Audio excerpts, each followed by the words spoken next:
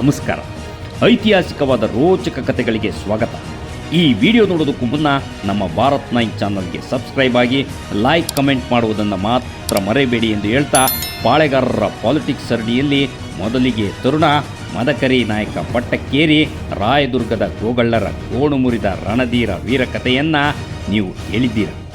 ಅದರ ಮುಂದುವರಿದ ಭಾಗವೇ ಪಾಳೆಗಾರರ ಪಾಲಿಟಿಕ್ಸ್ ಭಾಗ 2ರಲ್ಲಿ ಚಿತ್ರದುರ್ಗದ ಕೋಟೆ ಕಬಳಿಸಲು ಹರಪನಹಳ್ಳಿ ಸೋಮಶೇಖರ ನಾಯಕನೊಂದಿಗೆ ಸವಣೂರಿನ ನವಾಬ ಹಕೀಂ ಖಾನ್ ಅಂಟಿಕೊಳ್ತಾನೆ. ಇತ್ತ ಎರಡೇಟು ತಿಂದ ರಾಯದುರ್ಗದ ಕೃಷ್ಣಪ್ಪ ನಾಯಕ ಮತ್ತೆ ಇವರೊಂದಿಗೆ ಸೇರಿ ಒಟ್ಟಾಗಿ ಲಡಾಯಿಗೆ ಸಿದ್ಧರಾಗ್ತಾರೆ. ಈ ಬಾರಿ ಚಿತ್ರದುರ್ಗದ ಕೋಟೆಯನ್ನು ವಶ ಮಾಡಿಕೊಳ್ಬೇಕೆಂಬ ಹಠದಲ್ಲಿ ಶತ್ರುಪಡೆಗಳು ಒಂದಾಗಿ ಸಮರ ಸಾರಿ ದುರ್ಗದ ಹುಲಿ ಗಾದ್ರಿಮಲೆ ಹೆಬ್ಬುಲಿ ಪಾಳೆಗಾರರ ನಾಯಕ ಶಿರೋಮಣಿ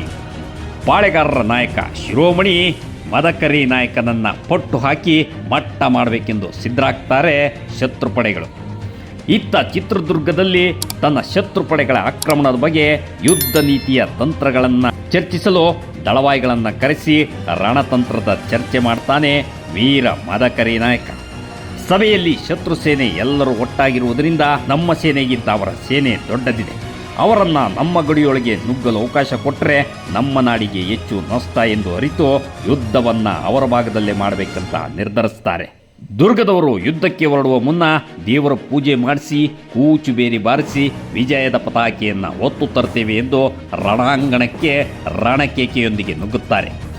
ದೊರೆಯೊಂದಿಗೆ ದಂಡು ಮುನ್ನುಗ್ಗುತ್ತಿರಲು ಜೊತೆಗೆ ಅಶ್ವಬಲ ಕಾಲ್ಬಲ ಬಿಜ್ಜುಗತ್ತಿಯ ಬೇಡರ ಸೈನ್ಯ ಮಸೆದು ಹೊಸದಂತೆ ಸಿದ್ಧಪಡಿಸಿದ ಆಯುಧಗಳೊಂದಿಗೆ ಶತ್ರುವಿನ ಸಂಹಾರ ನಿಶ್ಚಿತ ಎಂದು ಸಮರದ ಅಂಗಳಕ್ಕೆ ನುಗ್ಗುತ್ತಾರೆ.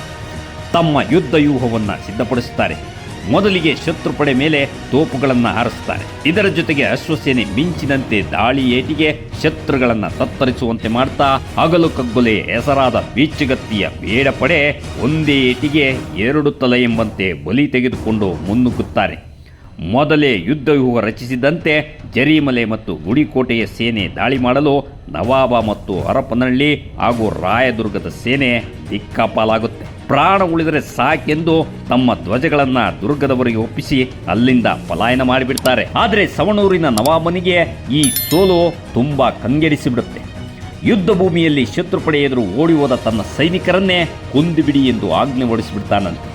ಈ ಸವಣೂರಿನ ಸರ್ದಾರ ನವಾಬನಿಗೆ ಮಾತ್ರ ಮದಕರಿ ನಾಯಕನ ಏಟಿಗೆ ಒಂದೇಟು ಕೊಡಲೇಬೇಕೆಂದು ನಿರ್ಧರಿಸಿ ದುರ್ಗದ ಸೇನೆ ರಾತ್ರಿ ಮಲಗಿರಬೇಕಾದ್ರೆ ನವಾಬನ ಸೇನೆ ಮಲಗಿದ್ದವರ ಮೇಲೆ ದಾಳಿ ಮಾಡಿಬಿಡುತ್ತೆ.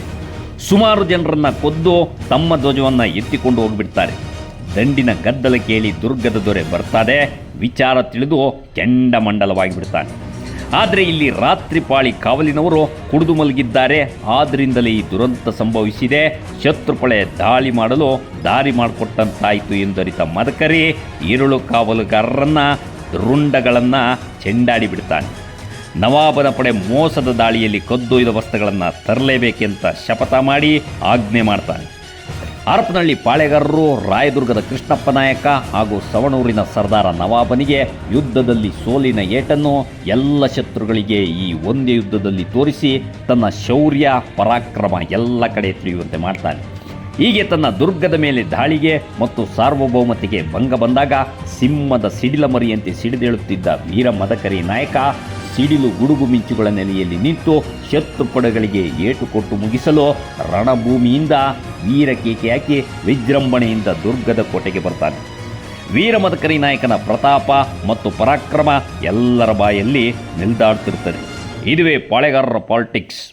ನಿಮ್ಮ ಮುಂದೆ ಇದರ ಮತ್ತೊಂದು ರೋಚಕ ಕಥೆಯೊಂದಿಗೆ ಬರ್ತೀವಿ ಅಂತ ಹೇಳ್ತಾ, ಅಲ್ಲಿವರೆಗೂ ಲೈಕ್ ಕಮೆಂಟ್ಸ್ ಮಾಡೋದನ್ನು ಮಾತ್ರ ಮರಿಬೇಡಿ ಅಂತ ಹೇಳ್ತಾ, ಮುಂದಿನ ಕಥೆಯವರೆಗೂ ಜಸ್ಟ್ ವೆಯ್ಟ್ ಮಾಡಿ ಅಂತ ಹೇಳ್ತಾ ನಮಸ್ಕಾರ.